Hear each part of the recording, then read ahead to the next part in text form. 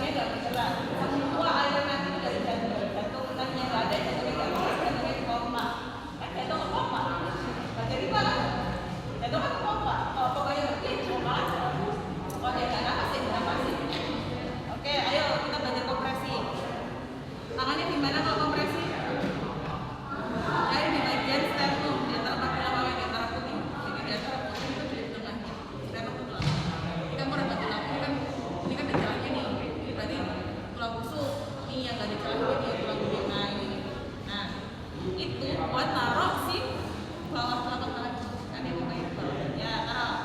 Satunya lagi tanganmu di atas. Badannya tegak lurus di samping pemeriksa. Samping ya. Badanmu maju ke depan, tegak lurus 90 derajat kayak ini. Bukan kayak gini ya. Ini enggak 90 derajat dia kayak gini. Sudut tanganmu 90 derajat. Nah, tekan ke dalam. Ininya jangan tekan. Nah, gitu tekan. Nah, itu seharusnya kita pendalamannya 3-4 cm. Jadi kamu tekannya di dalam. Satu kali kompresi itu setengah detik. Jadi satu detik itu 2 kali kompresi. Jadi ntar kalau kamu kayak gini. Ini ingat kalau kompresi hitung ya, jangan nggak hitung. Jadi kalau kamu kompresi 1, 2, 3, 4, 5, jadi bukan gitu ya, bukan 1, 2, 3, 4, 5 itu 1 detik 1. Jadi hitungnya 1, 2, 3, 4, 5, 6, 7, 8, 9, 10, 11, 12 sampai 30. Setelah 30, temanmu bantuan nafas. Itu dilakukan 5 kali dalam 5 menit. Kalau dalam 5 menit pasiennya nggak sadar, kita bisa lanjutkan. Atau kita boleh berhenti kalau bantuannya udah datang atau pasien udah sadar. Ini udah 5 menit atap ya kompresinya, kamu nyoba kompresi. Gimana tangannya? Cari dulu kompresi itu. Iya, terpakai lama ya. Gitu. Pakai dulu lagi, jangan cari yang lain ketemu. Iya, ini kan belum. Belum jadi tujuan seperti ini di atas.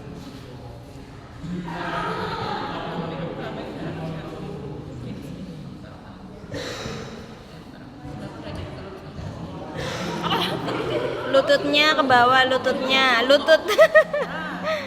badannya lurus. Jadi tekan. Nah, tangannya jangan nekan sini di bawah. Nah, tekannya di sini. Nah. Ayo, cari dulu tempat. Cari dulu di pas belakang aja. Cari dulu. Tangan. Nah, tangan. Sini. Ya, tegak lurus. Salah. Kamunya maju. Bukan badan belakang. Kamunya maju. Nah, tangannya lurus. Udah, kompresi. Salah.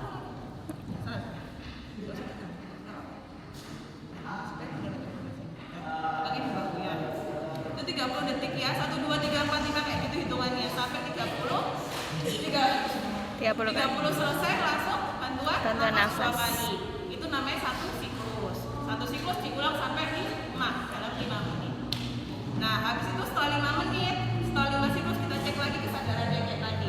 Kita cek circulation-nya tangan yang tadi di sini dengan suara nafas sama suara nafas hidung dan mulutnya dan lihat perkembangan Dadanya.